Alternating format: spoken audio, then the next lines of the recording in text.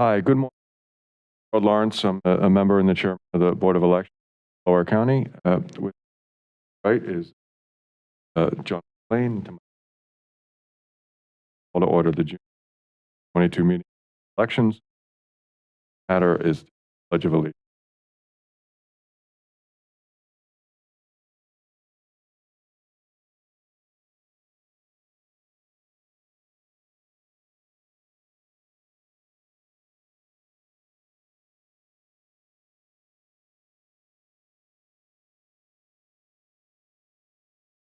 Consideration of the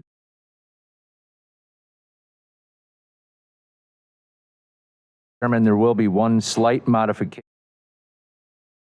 results of the May 2020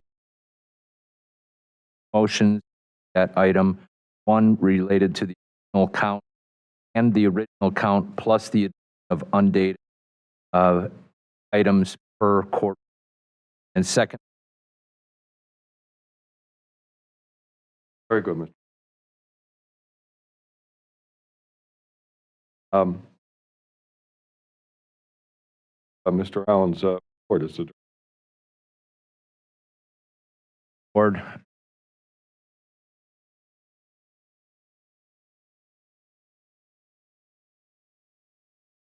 Myself, but it will provide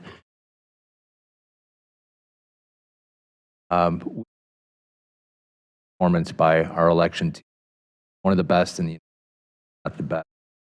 Lorraine Hagan and managed the count process, which verified, by the way, the original results with only minor exceptions that are very explainable because the ballots that go through the precinct scanner and that are overvoted and undervoted and that are accepted at the voter's decision are then reviewed during a recount so that those overvotes and undervotes might possibly be able to determine the voter's intent. So it added a few votes to 5 votes to candidate McCormick's tally and 2 votes to candidate Oz's tally for a net change of 3 votes, all of which were observed by the campaigns, representative of the 2 campaigns and the political party who were there throughout the recount process. And these were comparable to the changes that we saw in the other 66 counties in the Commonwealth. So we were very pleased with the outcome. Lorraine did an excellent job, and she was supported throughout the whole process by other key members of our team, namely Crystal Winterbottom and Jackie Dunn, who also did amazing jobs in their respective roles in voter registration and at the warehouse. This was a very challenging election with a remap, with very late filing deadlines for the candidates, which delayed all the logic and accuracy testing, which delayed all kinds of the ballot printing and everything else. But this team performed really, really well. Siobhan Flores was understaffed again in terms of drop box pickups, but she worked miracles to make sure there were steady pickups, reducing the routes, making sure that, by reducing the routes, I mean making smaller routes that covered all the drop boxes so that we could have, use people's half days and still cover them as often as we had in the past. Marvin did a great job in terms of helping manage the polling place changes, along with Cindy Birkenhoff. Michelle Denardis was a key to the recount as well. We did receive a preliminary report from the return board. The return board has a statutory duty to review the return sheets and related documentation. They've indicated to us that their work is not done. I would note that under the statute, we still certify, we must certify, shall certify by this date, regardless of whether the return board is done. So they gave us a preliminary report, and it does reflect some of the tensions that we feel here at the board, where we try to streamline the training and the election guide for our poll workers, and yet we also try to look for areas where we think we might be able to offer more instruction. And I think they're coming across that same tension as they go through the documents and they see where most judges are performing exceptionally well and completing all the paperwork, and where a relative handful of judges don't have everything nailed down. It's certainly retrievable and recoverable. We can print out new return sheets. We can print out the reports from the scanner, but it's nice for them if all that documentation comes 100% perfect every time. And unfortunately, we're always striving for that perfection. We're just not there yet. So we also had petitions to accumulate results. Those will be part of the certification. I also want to thank the executive director and the county finance and capital team, Francine Locke and others. When we were looking at November, we made the determination after going through 3 recounts last fall that there was a strong likelihood that we might have another recount this coming fall, and that it might be countywide, statewide. So we began to lay the groundwork for obtaining different high-speed scanners so that we didn't have to use 16 precinct scanners to conduct the recount.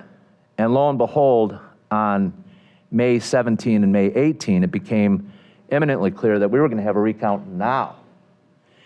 And the executive director and the capital team and the public works director and the purchasing agent all teamed together, and we accelerated that acquisition of 2 high-speed scanners for this recount, which then Hart Intercivic, our voting equipment vendor, was able to deliver to us later that week, right before Memorial Day. I want to thank Jackie for staying late because the delivery of the second one didn't happen until 5:30 on Friday before Memorial Day. But that made our work a lot more, go a lot more smoothly. And we didn't have to set up 16 precinct scanners, which then only scan about 1 every 7 seconds. So a little preparation for November paid off, fortunately for us, in May and June. So we're very pleased that that worked out, and we're grateful to the county for their assistance. With that, I'll turn it back to you, Mr. Chairman. Thank you very much. And we made some preliminary comments on the staff and the conduct of the election and the efforts that were undertaken to do the canvass in an ordinary fashion at our last meeting. And again, we saw that same level of dedication and hard work through the recount process from the return board and from all the folks that have continued to work hard on your staff since we were here a week ago. So I just want to reiterate that and thank them for their work. Any other comment? All right. I noticed the next item is public comment. I'm not 100% sure why it's at this point on the agenda. Typically, we take public comment on each matter, and then we do general public comment at the end. Unless there's some reason to do it now, I'd just as soon move it to the end, and we're all right with that? Okay. Next item is the accumulation for write-in votes. Is there anybody here with petitions to accumulate write-in votes? Mr. Chairman, we received petitions to accumulate write-in votes. Amanda Wallace, who I failed to mention as one of our stars from this election, she on several fronts. She has prepared the accumulation reports. We would like a motion to accept the results of the accumulations that were valid, and that we will post the results of this to the board's website. One that did not need to be accumulated and should be noted for the record. We had one candidate who received, was it more than 2,000? More than 2,000 write-in votes, I think needed only 300, so that was a rather significant achievement at this election. All right, so now I have before me this list of 48 Democratic committee persons who are seeking accumulation and one representative in the A Senate district on the Republican side. And so that's the totality of what we're being asked to look at, correct? Yes, sir. Okay. Now,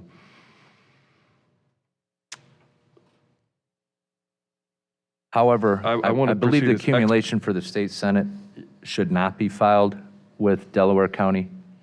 Amanda? I was going to say, let's start with that, right? So the petition to accumulate there, I think, should be filed with the state. Is there anybody here on that matter, on the 8th State Senate, the petition to accumulate John V. Hayes?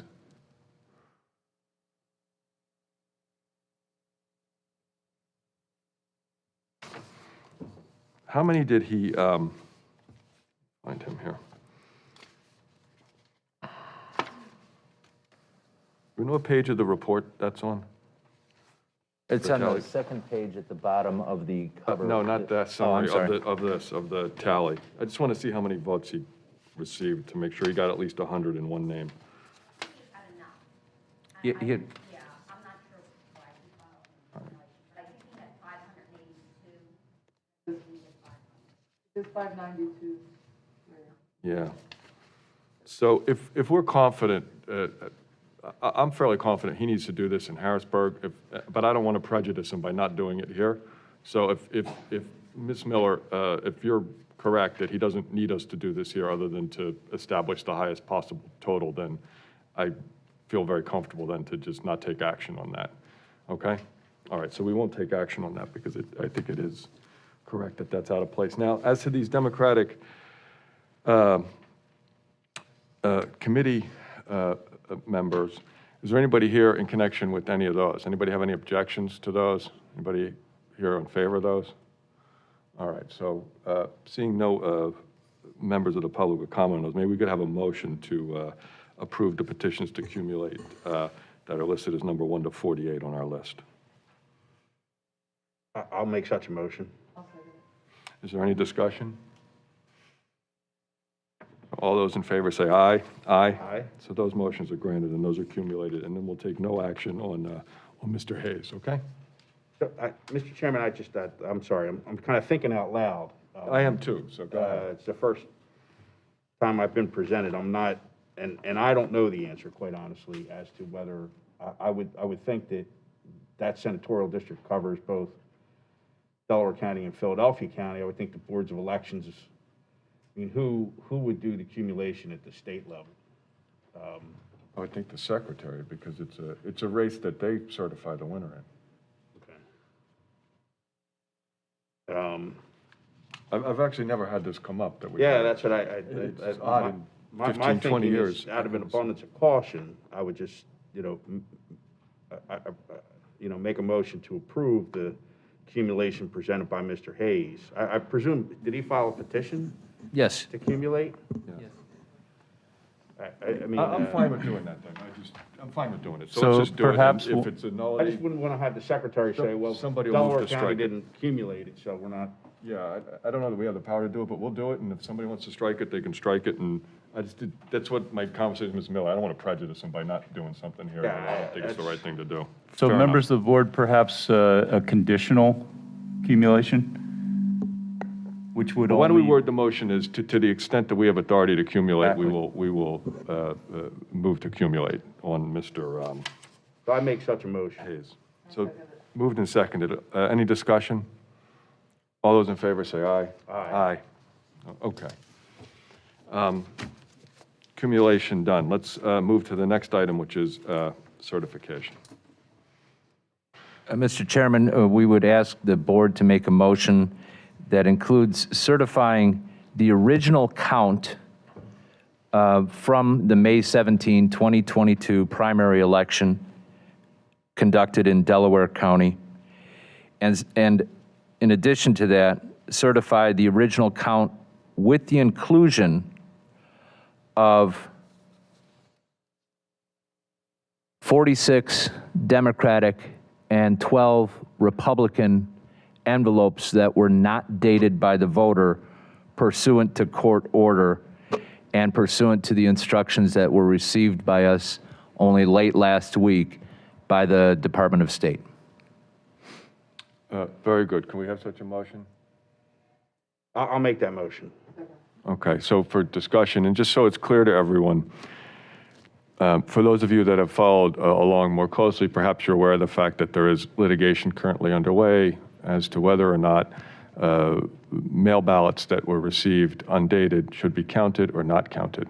And the direction that we have received is to report the numbers both ways, with them counted, with them not counted. So that's what the motion we just made does. We're reporting the numbers consistent with the current state of Pennsylvania law, and then with the prophylactic direction to report what the numbers would be if those ballots were to be counted, so that in the event the courts make a decision that they should be counted, that information is readily available. And we explained at our last meeting, we're able to segregate those numbers by the batches when we count the votes, so that we can clearly tell both numbers, the numbers without the undated ballots, the numbers with the undated ballots. And as you can see, they've changed very little, 40-something votes, whatever Mr. Allen said.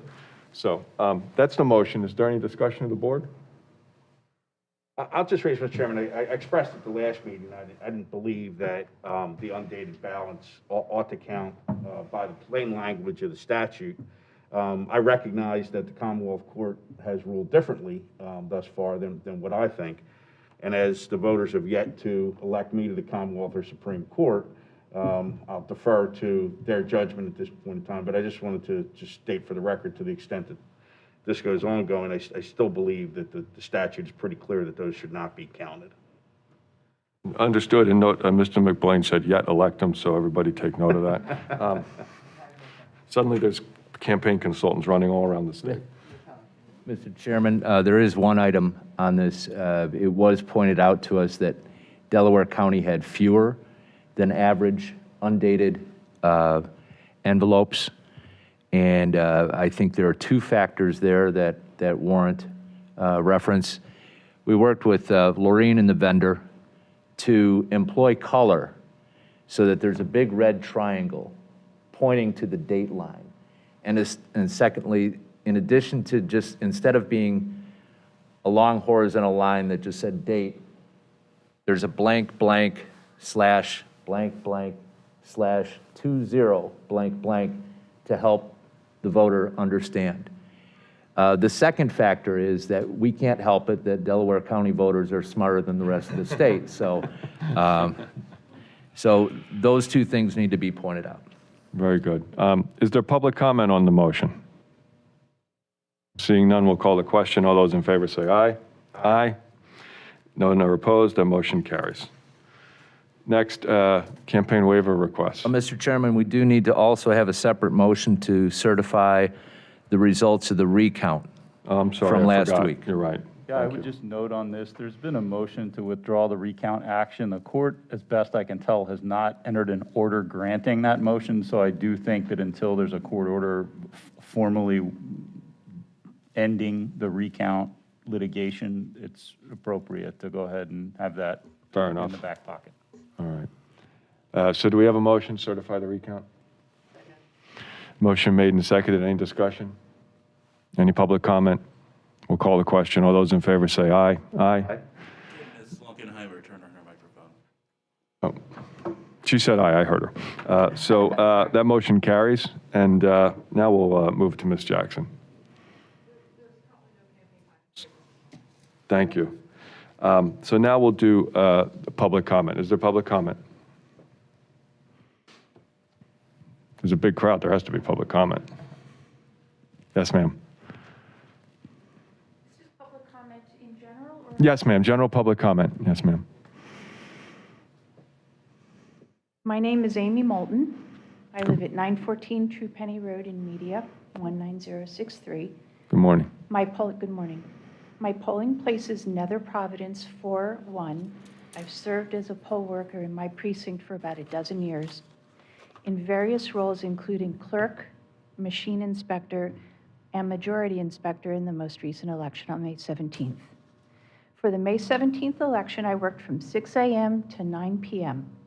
During the time that the polls were open, we had a steady stream of voters. At times, we had a short line form, but nobody waited for more than 5 minutes or so. In the lead up to the election, I received regular communications from the county that were useful in getting us organized, trained, and staffed up. For the May 17th election, we had 3 or 4 first-time poll workers joining us. Everyone, including the new workers, showed up for their shifts on time and with positive attitudes. They performed their duties professionally and competently. Following the election, I heard from the new poll workers at our precinct that they found the experience extremely satisfying, and all of them, to a person, pledged to return in the fall for the November general election. Finally, by my estimate, we have now used the HART voting machines with the paper ballots in 5 elections. And while we still have 1 or 2 voters in our precinct who are nostalgic for those big old machines, it appears that our voters have become accustomed to filling out the paper ballots and using the scanners. We had no issues on that front. In summary, I'm very pleased and proud to report that in my precinct, we had a well-run election that went smoothly and efficiently and without any issues or concerns. Thank you. Ma'am, thank you very much. Thank you first for your service. As you pointed out, it is a long and tiring day, and we very much appreciate you and all the folks who do that important job. And secondly, thank you for coming and sharing positive comments. You know, people are oftentimes more motivated by their dissatisfaction than by their satisfaction. So it is very refreshing and welcoming for you to come in and share with us some positive stories. So thank you very much. Thank you.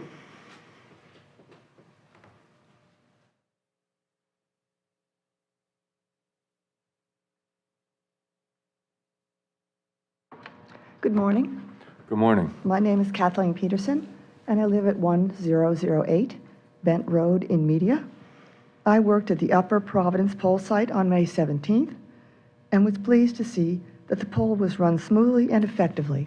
People moved through, not swiftly, but nobody was held up either, and it seemed to be a very positive attitude. Thank you for your consideration. Yes, ma'am. Thank you very much. Thank you. Anyone else? All right. Yes, ma'am.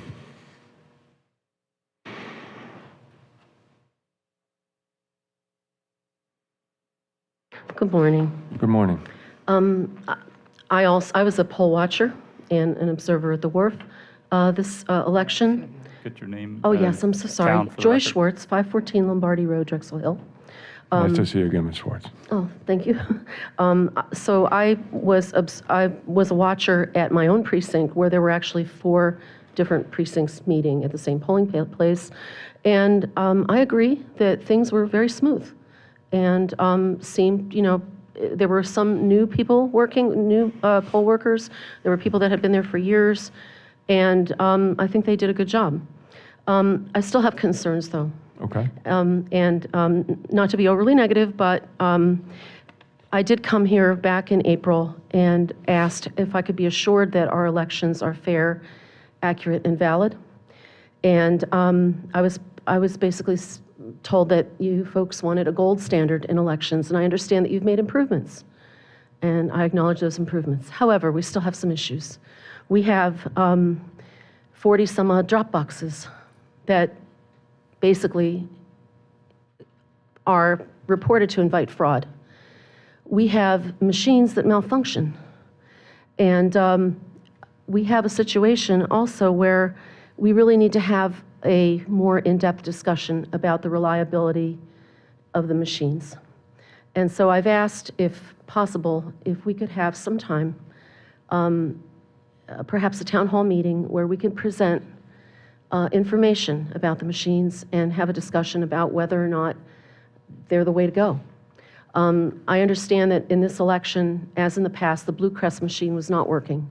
And so a lot of the sorting and the things that the Blue Crest does had to be done by hand. I also saw a poll worker video on YouTube that was very well put together. It was very informative, but it was an hour and a half long. And I just wonder if the machines are creating more steps, more hassle, more problems than they are solving those problems. If you need an hour and a half long to train a poll worker to use the machines, perhaps the machines are not really saving anybody any time. They don't appear to have saved us much time in this election. Also, I'm concerned about the potential for human error and possible fraud with these machines. There are counties, such as Lancaster County, that are giving them up. So I think that we really need to have a discussion about this if we really want that gold standard here in Delaware County. I have a comment also just about access for observers at the Wharf. I was an observer there, and we were still not permitted into several of the rooms. And I understand that there was a order by Judge Capuzzi back in November of 2020 saying that access would be permitted for 5 minutes every 2 hours, and yet we did not have that access. And I just wonder, what's the big mystery? If the rooms, if there's nothing going on there that's untoward, then why shouldn't we be allowed a peek into those rooms? So I'm concerned about these things, also concerned about chain of custody issues at the Wharf. I was not real worried about chain of custody issues at the polling place. I thought that things went pretty well. But I was concerned after that about how the election materials are getting picked up, delivered to the Wharf, dropped off, and whether there's sufficient oversight there, and also with the Swiss cheese nature of the Wharf building itself, which is a fantastic building, but there's just so many entrances and exits, and I don't have confidence that it's secure like that myself. So just bringing these things to your attention. And as far as the recounts go, I will say that it's not how much money is in the register, it's and whether or not the bills are counterfeit. So I'm going to leave with that. Thank you very much. Yes, ma'am. So, first of all, I know you put an extraordinary amount of time into these comments, and you come with regularity, and I do thank you for your interest. And as you know, many of these items you've raised before, we've been over. For instance, the drop box are controlled by state law, and we follow the state law. We're permitted to have drop boxes, and this board made the determination that we're going to do that. Secondly, the use of the machines. The state law provides the machines you can use. Certain machines are certified. We comply with the law. We use those machines. I understand you have a different view of it. The entrances and exits, I think we just brought that one up last week when we were here. There's 2 doors to our facility. There's the main door and I always say county police, but the park police, who do a terrific job here with security. They are there. They man that door.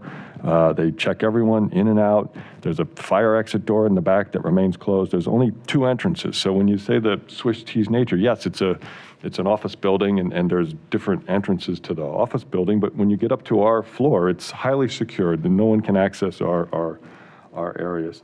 The issue you raised about the access to the room where the ballots are stored.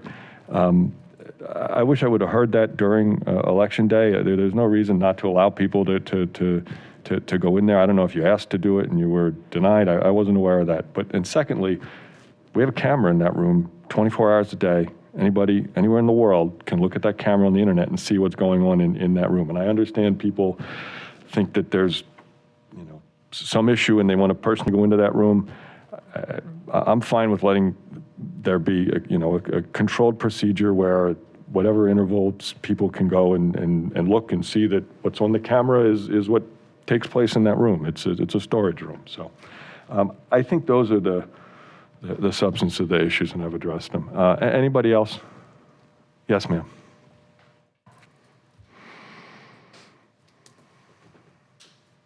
Good morning. My name is Dory Dowdy. I live at 2417 Rosewood Lane, Havertown, Pennsylvania.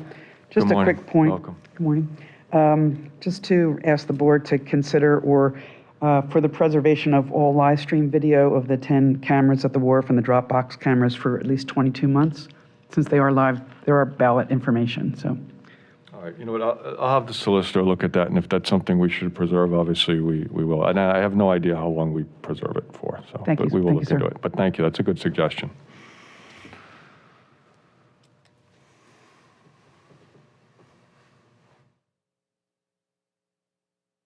Hi, thank you for all your work. Karen Fritz, 901 Powder Mill Lane, Wynwood, Pennsylvania.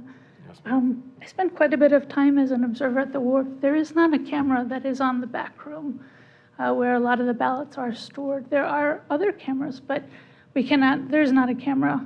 There's a camera that the policeman can see, but that there's not a camera for an observer to see.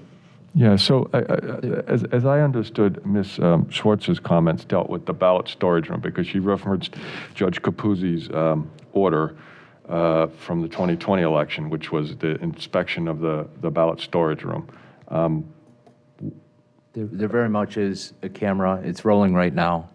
It has been rolling throughout the election on the ballot room. There is. And in fact, a watcher raised a question based on what they saw on the camera.